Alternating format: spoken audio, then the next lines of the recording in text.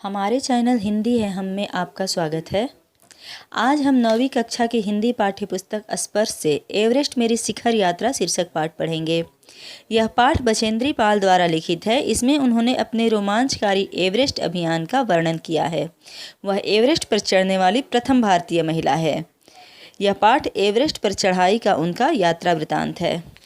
अब हम बछेंद्री पाल के जीवन के बारे में कुछ जानते हैं। उनका जन्म 24 मई 1954 को उत्तरांचल के चमोली जिले के बंपा गांव में हुआ। फिलहाल अभी वो टाटा स्टील कंपनी में कार्यरत है, जहां वह चुने हुए लोगों को रोमांचक अभियानों का प्रशिक्षण देती है। उनका जन्म बहुत ही साधारण परिवार में हुआ था, जिनकी आर्थिक स्थिति अच्छी नहीं थी, जिस कारण 8वीं से आगे की पढ़ाई करने के लिए उन्हें सिलाई कढ़ाई करके स्वयं ही पढ़ाई का खर्च जुटाना पड़ा। इन परिस्थितियों के बावजूद भी बछेंद्री ने संस्कृत से एमए और फिर बीएड तक की पढ़ाई की, अर्थात वो बचपन से ही मेहनती और अपने लक्ष्य के प्रति समर्पित थी। उत्तराखंड एक पहाड़ी क्षेत्र है, आप सबको पता होगा। उसका अधिकांश भाग हिमालय श्रृंखला का ही भाग है। बछेंद्री पाल का जन्म ही पहाड़ी क्षेत्र में हुआ था, पहाड़ों में हुआ था। तो उनको बचपन से ही पहाड़ों पे चढ़ने का शौक़ था। जब उनका बड़ा भाई उन्हें पहाड़ पर चढ़ने से रोकता था और उनसे 6 साल छोटे भाई को पहाड़ पर चढ़ने के लिए उकसाता था, तब बछेंद्री को बहुत बुरा लगता था। वो सोचती थी, भाई क्यों नहीं समझता कि जो काम छोटा भाई कर सकता है वह उसकी या बहन भी कर सकती है। लोग लड़कियों को इतना नाजुक और कोमल क्यों समझते हैं। कभी कभी क्या होता है कि जब हमारी इच्छाओं को रोकने की कोई कोशिश करता है तो एक जिद सी हो जाती है और हम अपने आप को साबित कर देना चाहते हैं, और तब हमारी इच्छा शक्ति और भी प्रबल हो जाती है उस काम को करने की। तो बछेंद्री ने भी एवरेस्ट पर भारत का झंडा फहराकर केवल अपने परिवार को ही नहीं बल्कि पूरे देश और समाज को ये साबित करके दिखा दिया कि लड़कियां केवल नाजुक और कमज़ोर ही नहीं होती, बल्कि वो ठान ले तो कुछ भी कर सकती है। इस पर एक बड़ी अच्छी सी लाइन है, कोमल है कमज़ोर नहीं तू शक्ति का नाम ही नारी है। यह फिल्म आखिर क्यों का एक गाना है, बड़ा ही सुंदर गाना है। मैं तो चाहूँगी कि सारे बच्चे, खासकर लड़कियां, तो इस गाने को एक बार ज़रूर सुने। तो इस लेख में बछेंद्री पाल ने एवरेस्ट की चढ़ाई शुरू करने से लेकर शिखर तक पहुंचकर तिरंगा लहराने तक का पल पल का वर्णन किया है।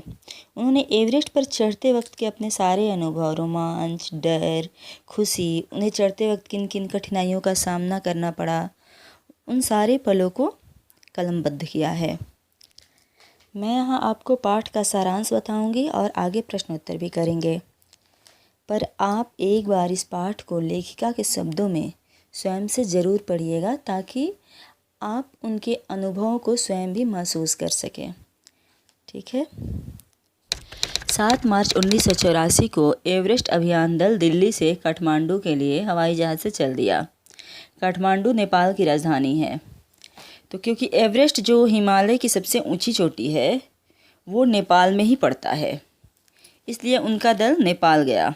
उनके दल का नेता कर्नल खुल्लर थे। वहाँ से वे नामचे बाज़ार पहुँचते हैं, जहाँ से लेखिका सबसे पहली बार एवरेस्ट को निहारती है। नेपाल में इस चोटी को सागर माथा के नाम से जानते हैं। लेखिका कहती है कि सागर माथा नाम उन्हें अच्छा लगा। सगर का मतलब आकाश होता है। नेपाली में सगर का मतलब आकाश होता है, और माथा यानी सिर, मतलब आकाश को छूने वाली चोटी। एवरेस्ट पर उन्हें बर्फ़ का बड़ा फूल दिखा, जो पर्वत शिखर पर लहराते हुए ध्वज की तरह लग रहा था। फिर उन्हें बताया गया कि पर्वत शिखर के ऊपरी सतह के आसपास 150 किलोमीटर या उससे भी अधिक की गति से हवा चलने के कारण ये बनता है, क्योंकि तेज हवा से सूखा बर्फ पर्वत पर उड़ते रहता है, जिससे एक आकृति की तरह दिखता है, जो 10 किलोमीटर से भी अधिक लंबा हो सकता है। फिर 26 मार्च को अभियान दल पेरिस पहुंचा तो उन्हें पता चला कि बर्फ़ खिसकने के कारण एक शेरपा कुली की मृत्यु हो गई है और 4 लोग घायल भी हो गए हैं। इस समाचार के कारण सभी के चेहरे पर दुख और डर साफ दिखने लगा, जिसे देखकर दल के नेता कर्नल खुल्लर ने कहा कि एवरेस्ट जैसे महान अभियान में खतरा और कभी कभी मृत्यु का भी सामना तो करना ही पड़ता है। यानी ये आम बातें हैं, बर्फ़ खिसकना और प्रतिकूल जलवायु। तो इस तरह की घटनाएं जब ऐसे दुर्गम स्थान पे जाएंगे तो इस तरह की घटनाएं होना तो सामान्य सी बात है।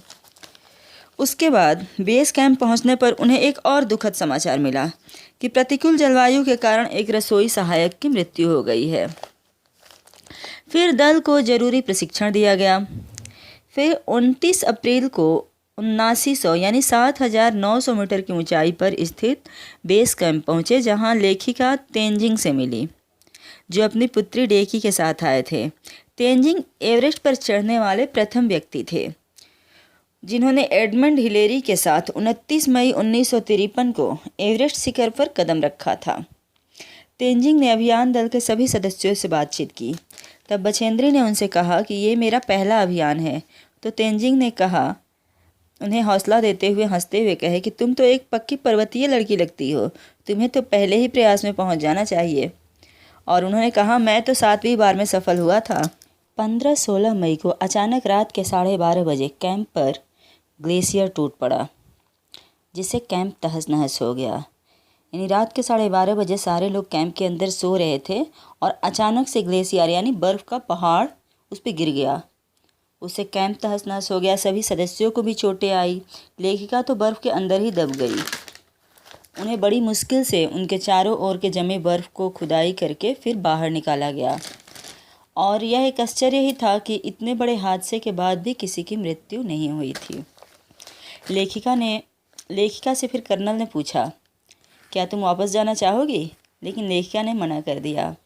रास्ते की इन कठिनाइयों का सामना करते हुए वे शिखर कैंप पहुँचे और अथक परिश्रम के बाद 23 मई 1984 के दिन दोपहर 1:07 पर बछेंद्री पाल एवरेस्ट की चोटी पर खड़ी थी। घुटने के बल बैठकर उन्होंने सागरमाथा के ताज को चूमा और इस प्रकार एवरेस्ट की चोटी पर चढ़ने वाली प्रथम भारतीय महिला बनकर उन्होंने इतिहास रच दिया।